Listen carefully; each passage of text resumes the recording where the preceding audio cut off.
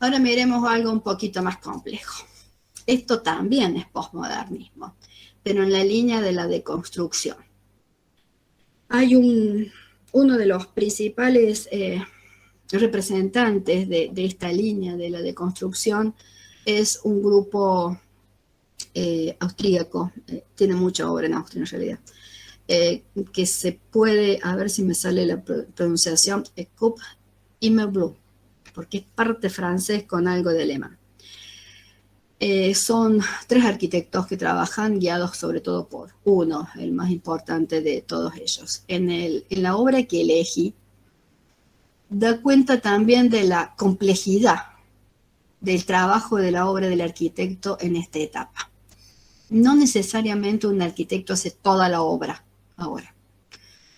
Igual que en los movimientos modernos, los arquitectos son llamados a participar en obras, y no es que en este caso el arquitecto participe en el diseño de un sector o un conjunto de viviendas en un barrio, que casi podríamos decir, bueno, resuelvo más o menos un tema, sino que es el tema, un museo otra vez, lo que lo llama a resolver otro arquitecto alemán en este caso, que es el que plantea el conjunto en general de este museo que requiere ser un símbolo para la ciudad en Francia. Perdón, esto está en los Países Bajos, tache en Francia. ¿El museo qué es? Un museo, o el museo, ¿cómo se entiende? Como una estructura espacial que me debe permitir mostrar, enseñar, exponer, pero también investigar obra.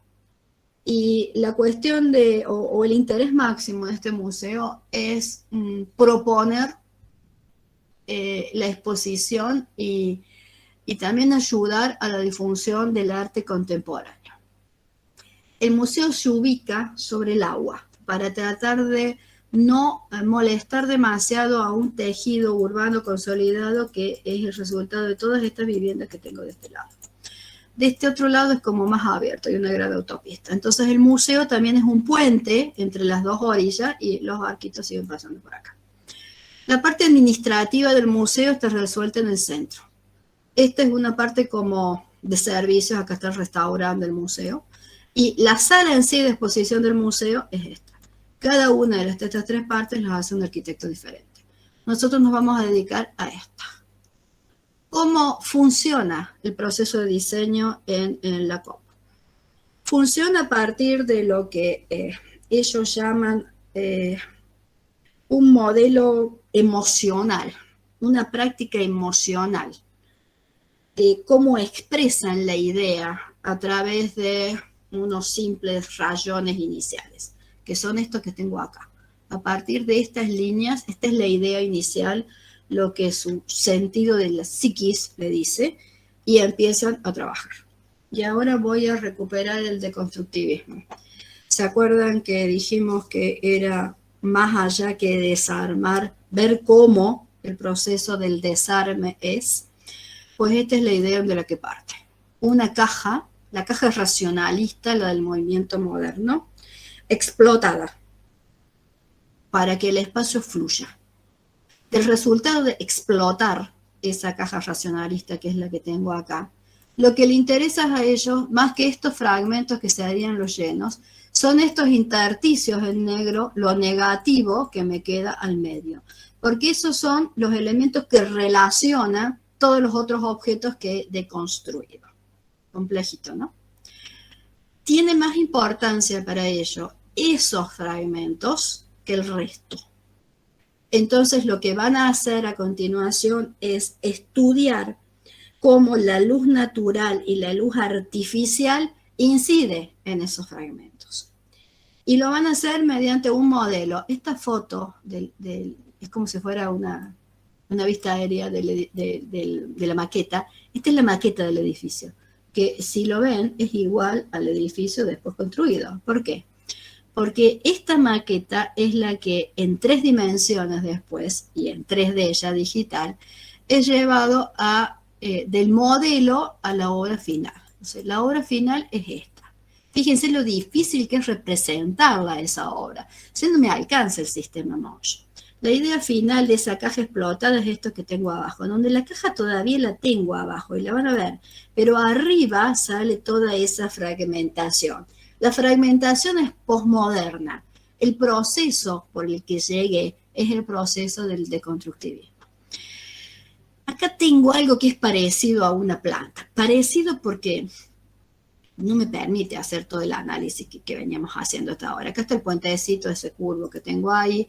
Acá hay un acceso y tengo posibilidades de ver una escalera por este lado, una rampa, después por ahí otra escalera principal por ahí. Mientras que hay una serie de planos que son más o menos fijos, que son los que estoy tratando de marcar ahora. Y el resto son cosas que, son planos que van volando como por encima de eso.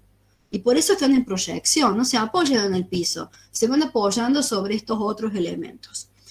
Y finalmente, porque lo plantean así, va a aparecer en la otra pantalla, hay una serie de elementos internos que son flexibles. O sea que lo que sirve para la exposición en sí es una piel interior flexible, que también va definiendo o indefiniendo las circulaciones. Este modelo es el resultado entonces de una huella emocional. Esa huella emocional es esta, la primera que plantearon los arquitectos cuando empezaron a diseñar. Y cuando se lleva esa experiencia emocional totalmente aleatoria, totalmente ambigua, no es precisa, de ahí y de ese modelo en 3D chiquito, empiezan a definir un sistema estructural. Miren la complejidad de ese sistema estructural. Lo rojo ahí es el sistema estructural. Lo que ustedes van a ver que pasa como volando por encima del espacio y actúa a modo de cubierta, de entrepiso y después de cubierta. De este otro lado tiene solamente lo que va cerrado en vidrio. Esta es la otra parte del modelo. Todo eso va cerrando los fragmentos o los espacios que me quedan entre lo que sirve de estructura. Y después acá hay una serie de paneles que sirven de fondos de exposición, pero que estos pueden cambiar libremente. Y lo otro que tengo acá son los planos de acero cortado en astilleros, igual que los grandes barcos, que son los que van a actuar como los elementos de los fragmentos deconstruidos. El resultado es este, de la fachada posterior del edificio. Ahí tienen la caja, esta es la vinculación hacia la ribera y la otra vinculación la tengo acá atrás. Esta es la parte del resto del museo y ahí ven cómo esos diferentes planos ejecutados en acero tienen un color entre naranja, ocre y blanco, y todo lo que ven en negro ahí es alquitrán.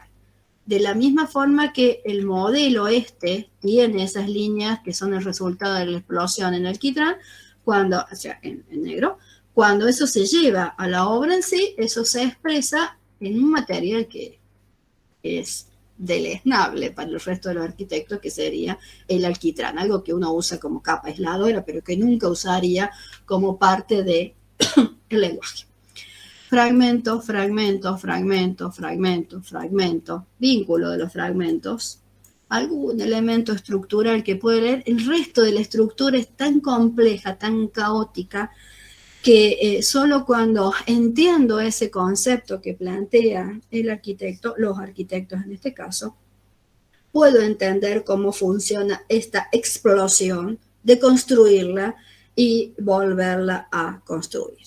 La luz, entonces, cuando incide en el interior a través de esos múltiples intersticios que dejan los fragmentos, productos de esa deconstrucción, es lo que va a terminar de caracterizar el espacio interior del museo. Fragmento, fragmento, fragmento. Por ahí, después en la otra va a aparecer, la escalera, por allá atrás, que sube al piso interior. Acá no hay nada que sea tradicional como un muro vertical que tiene una ventana. ¿Se entiende esa parte? Todo el muro ha sido disuelto. El muro Si yo quiero encontrar, en todo caso, la noción de muro, porque no la voy a encontrar, lo que voy a encontrar es una serie de elementos fragmentados por ese proceso emocional del arquitecto que permite reconstruir en todo caso la idea de muro, pero la idea de muro tradicional se fue, desapareció. Uno de los más tradicionales ejemplos de la arquitectura de la alta tecnología es este centro Georges Pompidou en París, obra de Renzo Piano y de Richard Roche. Cuando analizamos esta obra, claramente la tecnología es la que ha tomado la resolución del proceso arquitectónico, del proceso de diseño. Y la tecnología expuesta a la vista pasa a ser el lenguaje. Lenguaje como tal, como basamento, desarrollo, coronamiento, acá no hay nada. Acá tampoco hay ni planta baja libre. Sí la hay funcionalmente, pero no en cuanto a la imagen que nosotros tenemos de la planta baja libre, ni ventana corrida, ni paseo. Quizás encontremos esas cosas, pero están resueltas de una forma tan diferente que ya hacen poca alusión, o sí me quedo con la funcionalidad, pero no con la expresión formal que tenía el movimiento moderno en sí. Acá tampoco hay un volumen puro bajo la luz. Lejos de eso, ¿en qué se puede, o a partir de qué podemos empezar a leer el centro Georges Pompidou?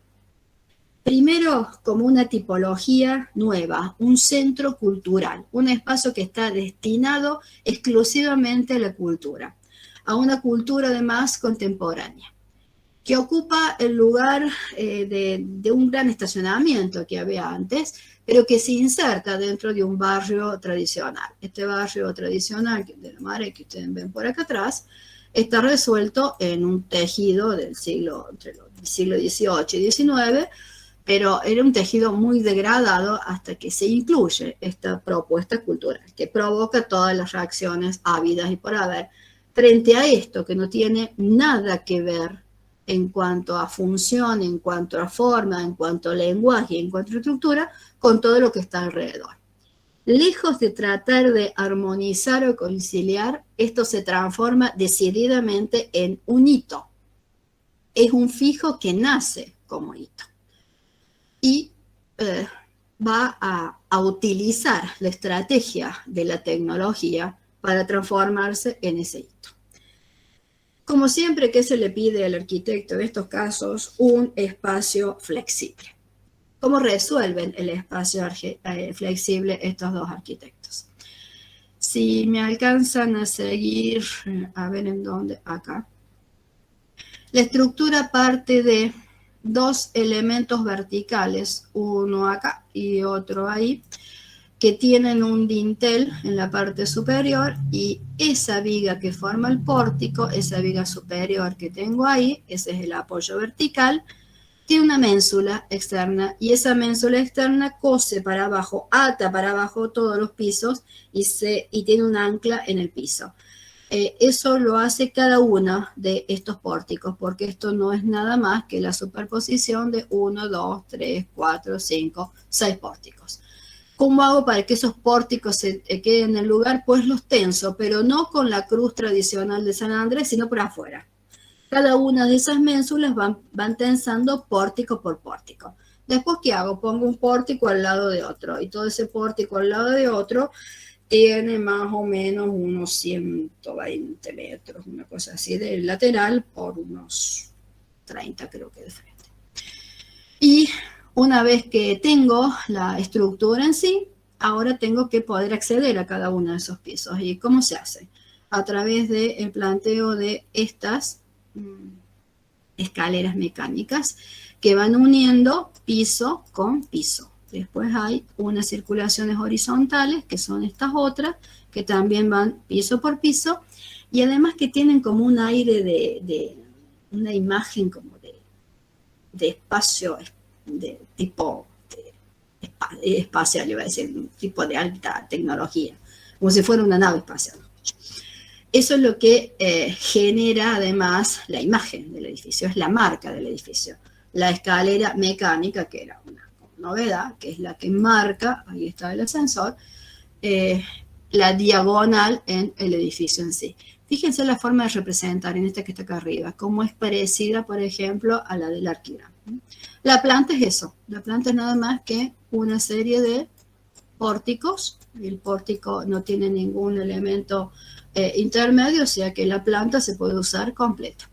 De un lado va todo el sistema de infraestructura, que es esto celeste que tiene de este lado, y de este otro va todo el sistema de vinculación, de circulación vertical y horizontal.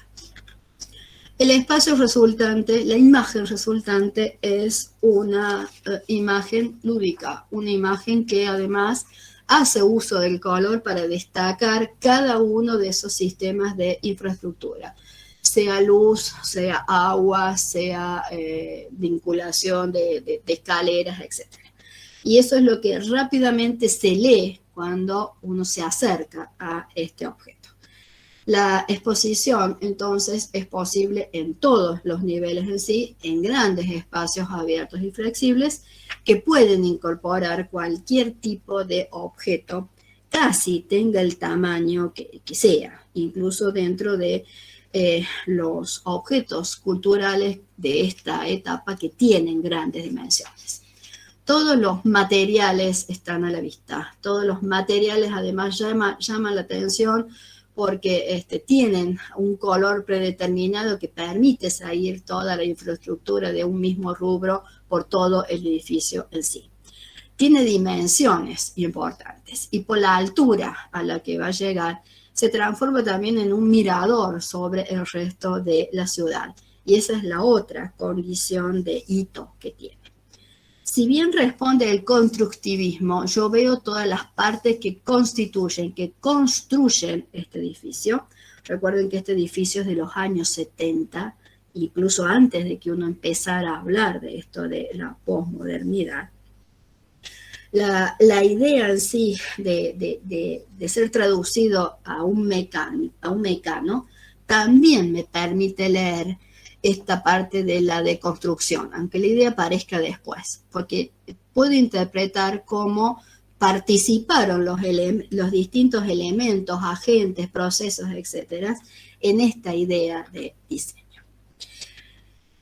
De la misma forma que esa arquitectura es de los años 70 y es como el inicio de todo este proceso de la posmodernidad, este es como el otro extremo, dentro del mismo París.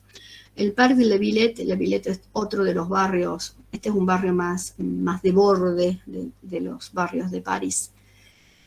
Acá estaba uno de los accesos a la ciudad de París del siglo XVIII.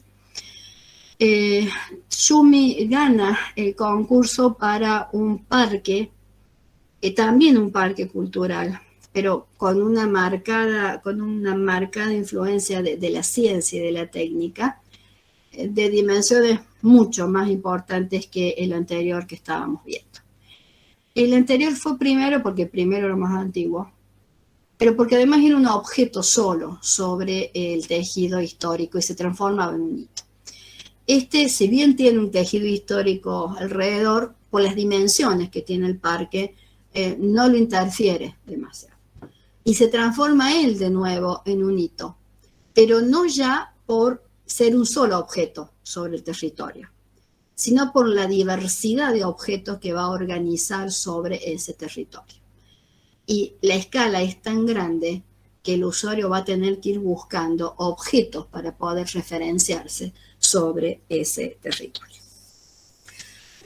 El Parc de la Villette además tiene la participación de Peter Heyman, que ya lo vimos antes, y que además llama a participar a Derrida. Derrida participa en este proceso de este diseño del parque y es el que da algunas de las ideas fundamentales para entender la deconstrucción, en todo caso, del sistema. Deconstruyamos el sistema. El planteo general de Tschumi parte de tres elementos. Los puntos las líneas y las superficies. Para nosotros los puntos serían fijos y las líneas serían flujos. Las superficies ya casi las podríamos tomar como rugosidades. Entonces, ¿qué hay? Primero voy a empezar por la red del medio. Una serie de puntos organizados sobre la red, sobre esa superficie, digo, en forma de red. 35 de estos puntos que se transforman en lo que el arquitecto denomina folie.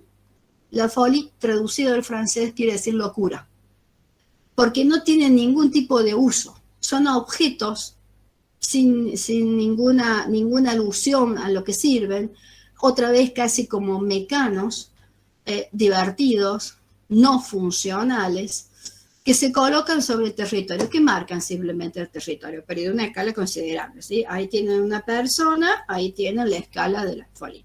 Son todas diferentes, no hay ninguna igual a la otra. Algunas incluso permiten diferentes tipos de uso, como bares, restaurantes, juegos, etc. Y están a distancias más o menos considerables unas de otras, generando a su vez una serie de parques de vez en cuando. Esa es la primera trama. Esa trama está vinculada, ¿por qué? Por estas líneas. Una de las líneas más importantes es una línea de agua, un canal que atraviesa el sector, y después hay como elementos que son fijos, estos son como líneas como de árboles, que son como más estructuradas, y después elementos absolutamente libres, como estas otras líneas curvas, que son recorridos.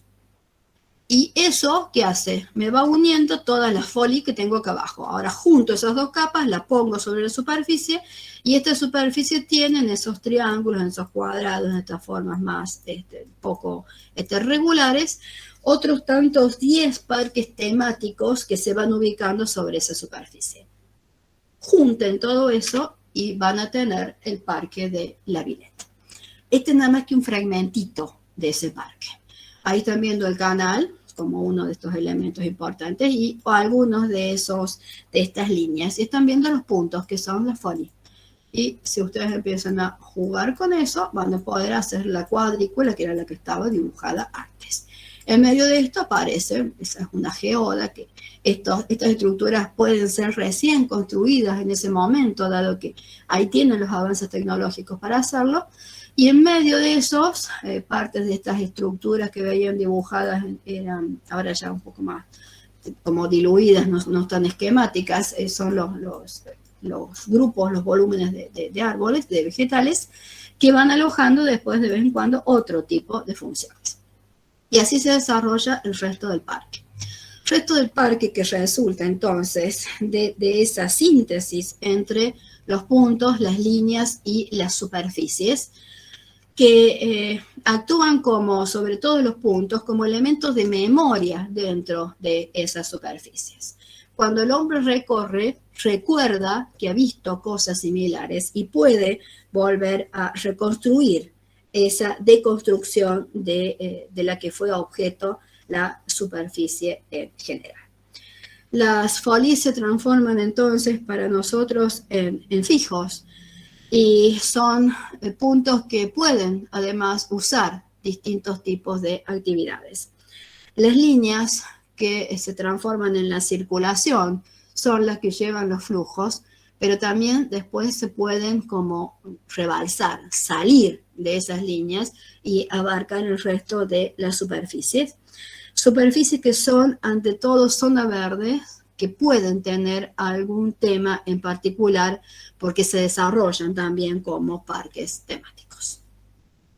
La alta tecnología va a generar en relación a la arquitectura, sea residencial o sea arquitectura que va a empezar a mostrar lo importante que son las empresas, primero nacionales y después multinacionales. Tengo dos en pantalla y las dos son mexicanas. En una carrera para mostrar estos avances tecnológicos y relacionarlos con determinadas empresas. Esta posible carrera la puedo ejemplificar acá entre la Torre Latinoamericana de 182 pisos, que es de 1956. Si miran la planta que tiene es una planta libre, que tiene un centro donde están los ascensores y parte de los núcleos húmedos. Todo el resto es planta libre, planta, muro, cortina, vidrio de piso a techo prácticamente. Resuelve la torre latinoamericana, que fue durante mucho tiempo la torre más alta de Latinoamérica. Esto está al frente del Palacio de Bellas Artes. Y la torre mayor que tengo de este lado, que ya alcanza los 225 metros, son 2 cuadras puestas una arriba de otra, es del año 2002, ya de la próxima etapa, pero lo quiero mostrar acá para, primero no voy a volver sobre esto, pero para empezar a hacer esas comparaciones. Esta torre que es del 56 con esta torre que tiene del 2002, si la comparo la planta es exactamente igual, es una planta libre que tiene en el centro los ascensores y la parte de servicios. No varió el tipo. ¿Qué es lo que varió? Las posibilidades tecnológicas, que lo único que, o entre las cosas que impulsan, o lo que más se ve de esta arquitectura posmoderna, en este caso destinada sea a fines residenciales, como sobre todo a sedes de corporativas multinacionales, es esa carrera por altura. Mientras más alto, más importante, mejor. El diseño es más innovador, es más de vanguardia. Obviamente también es más posmoderno. No importa dónde esté prácticamente el edificio, las formas son todas iguales y por eso elegí la Torre Mayor. Si ustedes miran después la imagen de la Torre Mayor, esta otra torre que tengo acá, todas las que están acá son mexicanas. Después lo podemos comparar con las del resto del mundo. Son todas iguales. Son muy similares en cuanto a su resolución funcional. Porque además, una vez que pasan los 150 metros, el sistema estructural es lo que marca el desarrollo futuro, el desarrollo del resto del edificio. Y en donde van a innovar es en aquellos materiales que revisten esa estructura y que además permiten, primero, poder resolver los problemas de viento y de peso y después darle esa imagen de posmoderno. Imagen de posmoderno que de nuevo se resuelve a partir del fragmento. Si analizan estas torres van a ver cómo son una adición de varios fragmentos, sea por volumen o sea por diferentes formas de usar el material con el que finalmente están revestidas. Un espacio público intermedio para que descansemos de arquitectura. Ricardo Bofill es español, catalán, y va a generar una serie de intervenciones que también se van a transformar en hito, y es de la línea de este uso irónico de la historia en la arquitectura. Línea que les va a permitir entender cómo lo que está tratando de mostrar en realidad es lo que no está. Porque el uso irónico de la historia a veces le permite eso. Parece que hay tal cosa, pero en realidad la ausencia es lo que la mente de uno, la memoria, está buscando. Esta obra se llama La Pirámide, porque evidentemente es una pirámide, no tiene un uso definido. Y ese es un tema posmoderno. El tema que le piden al estudio del arquitecto es hacer un hito para que la ruta que cruza entre España y Francia no sea tan aburrida, no sea tan monótona. Y él elige un lugar cerca de la autopista y construye esta pirámide. Una pirámide que no tiene mucha alusión a la historia local, ni francesa ni española, pero que sí se transforma en un hito por la altura. La base de esto son 100 metros, una cuadra por unos 80 metros de alto. Tiene una escalera central y la escalera central lleva hacia un espacio que está abierto y que al frente tiene 4 que en primera instancia uno lo mira y dice son 4 columnas. Las 4 columnas están retorcidas y están fragmentadas, es posmoderno. Pero resulta que para él son las 4 barras del escudo del Barcelona, iba a decir, del escudo de la ciudad de Barcelona, de la comunidad catalana. Y además va alternando el uso de ladrillo con el uso de piedra, más todo la idea de un jardín francés, que es ese escalonado que va hacia la parte superior. Además hay una serie de perspectivas medias complejas que lo hacen todavía más posmoderno, más difícil, más complejo de entender. Quizás lo más posmoderno de todo esto es que esto no tiene ninguna función. Es como eso, algunos de los elementos manieristas que solíamos ver. No cumplen ninguna función. Simplemente se construyen como hitos dentro del territorio. Es un fijo, que es un hito. ¿Tiene flujos? No, porque no está construido porque tenga flujos. Y esa es otra de las características posmodernas cuando veamos los flujos. ¿Genera rugosidad sobre el territorio? En directa alusión al territorio lo tendría que pensar, porque hace un esfuerzo. Se supone que eso es un jardín francés en perspectiva. No le veo la relación de la pirámide, y la parte superior es una relación con la comunidad catalana. Mejor sigo. Es complejo obtener esas relaciones con el espesor histórico del territorio y mucho más, porque no tiene ninguna intención de flujo con la inercia dinámica. Paso a Estados Unidos. Una de las obras postmodernas del arquitecto postmoderno Robert Venturi y del equipo que constituye con su esposa Scott Brown es esta obra que puede ser entendida como un museo que recrea la vivienda de Benjamin Franklin. Franklin es uno de los héroes destacados de la historia norteamericana. No queda huella, mejor dicho, no queda nada de la casa de Benjamin Franklin. Lo que sí queda son los cimientos de la vivienda. Entonces, la propuesta de Venturi y Scott, ¿cuál es? Tengo los elementos que me marcan dónde estaba la casa, que son estos que tengo acá. La casa tiene una particularidad. En vez de estar sobre la línea de fachada, Franklin, cuando la construye, dispone una serie de viviendas pequeñas de alquiler con comercios para que separen, le quiten el ruido de la calle que viene por acá, parece que Filadelfia era muy ruidosa, y retire su vivienda al interior del lote. Esa es una de las primeras características del espacio.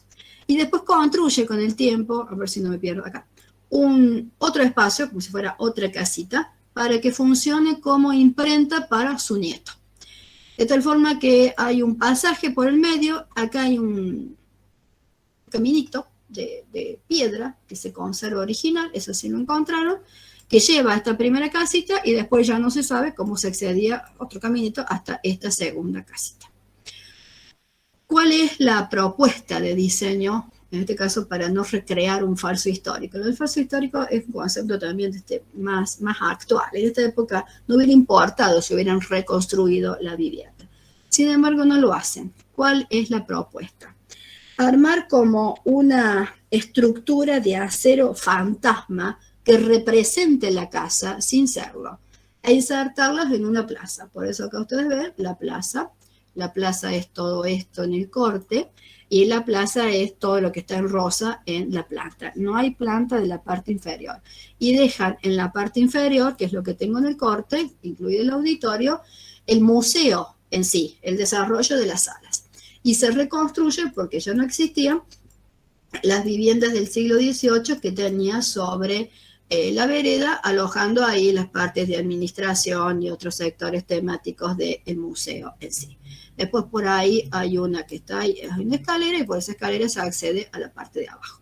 En el lateral hay una serie de elementos que van contando el centro, pero el parque en sí, para interpretarlo, pero además hay una serie como de ventanas que permiten ver los restos arqueológicos desde abajo de estas estructuras fantasmas. Si uno se acerca más, esa es la fachada que sí ya es una reconstrucción de las viviendas originales, y la plaza interior es esta. Ahí tienen la estructura. Esta primera es la casa de Benjamin Franklin. Esas como elementos que parecen ser de ventilación, permiten mirar hacia abajo, hacia el resto de los muros, y aquella otra más pequeñita es la casita que estaba destinada a la imprenta. Está dibujado sobre el piso, de acuerdo a relatos de cartas que hay de Benjamin Franklin, cómo era la casa, además de los pisos, de los cimientos que encontraron, y eso termina entonces de recrear la idea de cómo era la casa, sin serlo, sin estar reconstruido. Ahí está la casita fantasma completa. Y el caminito original, que es el que lleva primero a la casita más pequeña y por atrás a la casa.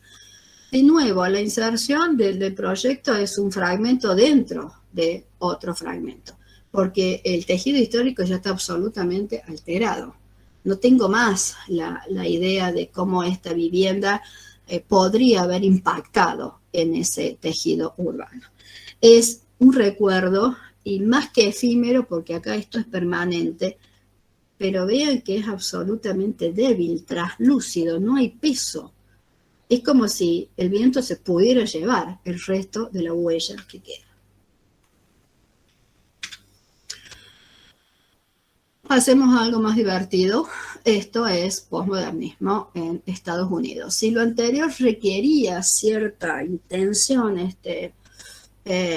más de intelectual, esta no.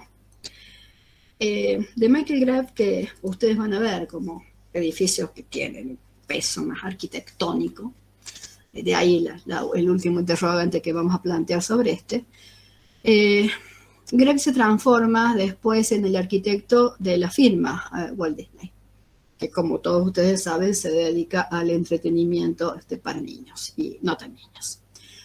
Este es el conjunto de edificios en donde funciona la administración del corporativo de Walt Disney. Y el edificio principal, donde tienen lugar las oficinas del directorio, es lo que se le solicita en este caso al arquitecto. Dentro del conjunto, que es lo que tengo acá, el edificio es esto que tengo en colorado acá, que está precedido por una plaza, la plaza de las leyendas o de las leyendas célebres, algo así, que es esto que está ahí, que tiene dos elementos verdes laterales y que se enfrenta al edificio. El edificio tiene entonces una parte que es paralela a esa plaza de acceso y después se inclina para tomar la forma del que todavía es como compacto, que tiene algunas referencias como medias irónicas a la función de la corporación en sí, pero lo que más nos interesa seguramente es esta otra imagen. Una imagen en la que el arquitecto que usa los enanitos de Blancanieves como alternativa a las cariátides griegas, que es la que normalmente uno usaría como elemento de soporte de un tímpano. El arquitecto responde con esta idea porque dice que la película de Blancanieves y los siete enanitos es la que le permite a Disney construir todo el resto de su imperio y es la que le permite en definitiva construir este edificio y que es el inicio de la empresa de Walt Disney.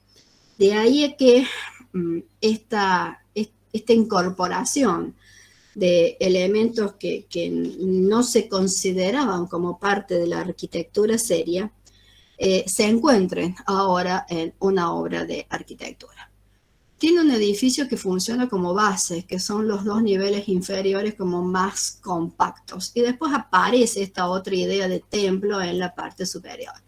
Recuerden como también revisamos uno de los edificios de Mies van der Rohe como una revisión, una revisita a la idea del templo clásico que efectivamente ese arquitecto alcanza. Acá habría que seguir discutiendo cuál era la intención final de Grave cuando propone los siete enanitos. En definitiva, la crítica, ¿qué interrogante se plantea frente a este tipo de arquitectura? ¿Puede ser creíble una imagen o una arquitectura con imágenes de fantasía? ¿Es una arquitectura seria? Para este arquitecto sí, porque el arquitecto la traduce como la respuesta a lo que se le solicita, un edificio corporativo para oficinas de una empresa que se dedica al entretenimiento? Y la respuesta es esa. Sigue usando elementos clásicos en el interior. Ahí tienen la rotonda que les mencioné. Fíjense además la escala que tienen. Y ahí está Walt Disney asomándose siempre por atrás. Igual que el patio. El patio, en cambio, es como un patio que está estrangulado y que es más importante la galería o el peso de la galería que el patio que me queda al medio. Y finalmente, esa cuestión de lo real y de lo irreal, de lo que uno se imagina, lo que puede pasar con la realidad de la última parte del siglo XX, que es tan propio de la posmodernidad. Y ahí lo ven a Walt Disney, un hombre real, junto con Mickey, lo real, lo diseñado, lo que no existe. Lo que no existe y lo que existe van de la mano en la posmodernidad. También lo van a encontrar en otras obras como Volvemos al espacio público, de Charles Moore, esta Plaza Italia. Una plaza que puede que sea esta la imagen que ustedes más van a encontrar en el mercado de imágenes de espacios públicos. Ubicada en New Orleans, en Luisiana, un lugar donde la inmigración italiana había sido importante, la plaza se diseña como un homenaje a ese aporte italiano. Antes de analizar esa plaza en sí, fíjense el entorno. Si yo me retiro de donde se toma normalmente la foto, la plaza es un fragmento dentro de un tejido que no tiene nada que ver con la plaza. Incluso si la veo de arriba es peor, porque el espacio plaza es un fragmento dentro de ese edificio que tiene esa escala y la nada, que es la playa de estacionamiento. El resto es la plaza. La plaza permite atravesar entre este ingreso tipo templo hasta este otro ingreso tipo serliana a partir de un círculo construido en el piso, en el solado, que son como ondas expansivas que llegan hasta el borde de la plaza. A partir de ese círculo en el centro, ahí se dibuja el mapa de Italia. El mapa de Italia es ese, el círculo que expande sus ondas es ese, y esos puntitos que tienen ahí, todos esos chiquititos, son como 5 placas, y 1, 2, 3, 1, ahí están, 5 placas, 6 son en total, la otra va ahí, que tratan de traer a esa realidad fragmentos de la memoria de la arquitectura italiana. Esa sería como la fundamentación, la memoria de la obra. En planta, fíjense que prácticamente no se ve nada. Siempre necesito en este caso una tercera dimensión. Y esa tercera dimensión, ¿a partir de qué está compuesta? Por 6 fragmentos curvos, en donde el arquitecto emplea un orden por cada fragmento, jónico, dórico, corinto, más un orden que él inventa.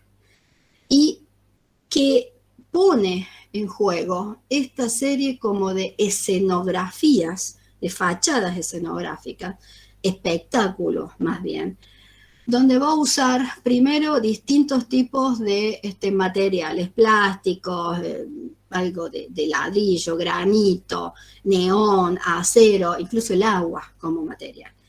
Y va a hacer combinaciones a veces extravagantes de colores y de esos materiales. Cuando uno mira los detalles de los fragmentos, ve más fragmentos sobre todo. Ahí tienen un fuste, pero el fuste está quebrado al medio. Es un fragmento en realidad. Y se apoya en que un pedestal que tiene un pedazo que tiene un mármol y el resto es como construido en otro material. Es un fragmento pegado a otro fragmento. Esto es un fragmento de un arco, aquello es un fragmento de una fachada. Ahí tengo un fragmento que me muestra una serie de columnas, pero si yo busco el fuste de la columna, porque veo el capitel de la columna, porque el fuste de la columna es agua, desapareció. ¿Se acuerdan que había otra frase dentro de este marco filosófico del momento que dice todo lo sólido se desvanece? Acá el fuste de la columna, que era sólido, se fue, no está más, es agua. Y el arquitrabe, que es el dintel que va uniendo columna por columna, también se desvaneció, es agua. Todos esos surtidores que están viendo ahí, que solo los veo cuando me acerco demasiado a la obra. Si estoy lejos no veo ninguno de estos detalles. El arquitrabe también se transforma en una franja de agua. Y finalmente, para este tipo de obra, la iluminación es fundamental, porque es mucha obra que se ve mejor, se lee mejor de noche. Está hecha para ser vivida de noche. De día quizás no llame tanto la atención. De noche, cuando tiene además una iluminación diseñada para la obra, es donde adquiere la escala original. Y más que una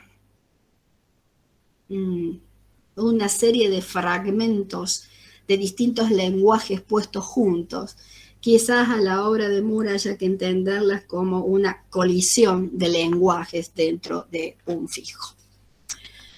Posmoderno también es esta obra de Lina Bo Bardi en Brasil, que podríamos llamarla brutalista porque emplea el hormigón armado, pero no es solamente brutalista. También tiene algo de alta tecnología, pero no es solamente alta tecnología. E incluso podría tener una línea de lo que después vamos a ver que es regionalismo, pero tampoco es solamente regionalismo. En este centro de servicio social para empleados de comercio, el Sex Pompeia, ubicadas en un barrio marginal de Sao Paulo, Lina Bo Bardi plantea la recuperación de 2 alas de una fábrica, que son estas, que iban a ser demolidas, y la incorporación de arquitectura nueva en estos 3 bloques, incluido el tanque de agua, que es este, que parece la chimenea de la fábrica original, pero no lo es, en donde distribuye usos no tan diversos como cultura en este sector, deportes y los servicios para el deporte en este otro sector, más una serie de instalaciones que vinculan esos usos recreativos como el auditorio que tengo puesto acá. Hay una calle de acceso que es por ahí y después otra calle que tiene una pendiente que es la que va vinculando todas las actividades. La calle con pendiente es esta, el acceso es este y la parte administrativa ubicada hacia el fondo. La parte de canchas por pisos es este bloque mayor, son las canchas que tienen ahí. Y para acceder a este bloque más pequeñito que tiene bar, tiene los camerinos y tiene los servicios sanitarios, va a emplear una serie como de puentes que en distintas inclinaciones, no regulares, todos irregulares, se van a ir uniendo a esa torre lateral. Por acá tengo una serie de talleres, por ejemplo, igual que la biblioteca que está por acá y por acá. Y acá hay un gran estar que es como el espacio abierto y social del edificio en sí. La arquitectura nueva, que es la que va a resolver los 2 cuerpos de atrás, está ejecutada en hormigón armado. Y todo lo que sea aberturas es como si lo hubiera mordido o arrancado del espesor del muro. O sea que no es regular, es absolutamente irregular. Y contrasta con una serie de carpinterías metálicas en rojo, que es lo que más llama la atención y que le dan ese toque postmoderno al conjunto, como lo están viendo ya ahí. Ese es el ingreso. La torre de deportes, la torre de servicios y la torre de la reserva de agua, mientras que el interior es esa relación absolutamente abierta de las diversas actividades para acercar esas actividades a la comunidad. El espacio de estar, le dicen, el espacio social más importante, incorpora incluso el agua dentro del piso para diferenciar también distintas áreas de trabajo. El acceso en sí, toda la estructura original del siglo XIX en este patrimonio industrial queda a la vista y usa elementos transparentes para que la luz ingrese directamente. Y el contraste entre esto que es siglo XIX con esto que es siglo XX. Un hormigón trabajado mediante encofrado, esas aberturas que son absolutamente libres y que por dentro se regulan mediante estas capilerías ejecutadas en metal de color rojo. El uso de ese hormigón a la vista y el dinamismo que logra con un elemento que es tan duro, tan difícilmente maleable, es lo que más se destaca en la propuesta de Lina Bogardi para el SEC de Pompey. Esta otra propuesta es mexicana, es el Museo del Papalote, Mariposa, Museo del Niño, el primero de toda una serie de museos del niño que tiene México en todo el país.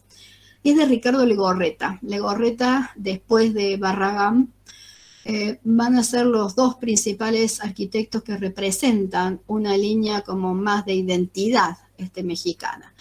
En particular en esta obra, Legorreta es absolutamente posmoderno. Es una obra que primero está dedicada a los niños, para que los niños traten de interactuar con la ciencia y con la tecnología. Por eso propone un uso de una geometría en cuanto a al diseño de los volúmenes, que son los que están viendo ahí, pero absolutamente irregular. Son triángulos, cuadrados, círculos, y algunos elementos totalmente libres, como estos ya no están, porque el museo ha sufrido una serie de transformaciones que les hacen acordar, por ejemplo, a las propuestas del Estadio de Múnich. Y una geoda, que es la que alberga parte de un auditorio. La propuesta tecnológica, de nuevo, está a la vista, que es lo que la hace, además de la alta tecnología que usa, posmoderna. El uso del color, el uso de la geometría y el uso del fragmento para ir integrando todos esos elementos. Cuando va integrando todo ese conjunto, usa sobre todo azulejos que son amarillos muy saturados, rojos muy saturados o diferentes tonos de azules. El azulejo es parte de la tradición, además, mexicana, y es la que va a terminar revistiendo, y además es brillante en este caso, todos los muros exteriores cerrados, como ven los volúmenes del Museo del Papalote. Y por dentro todo es diversión, todo es alegría, todo se puede tocar, todo puede interactuar. Y los espacios son sobre todo abiertos, libres, transparentes, fluyen. Incluso son parte, las terminaciones superficiales, todos los murales que ven de vez en cuando por ahí, es parte del resultado de ese interactuar del niño cuando está dentro del museo.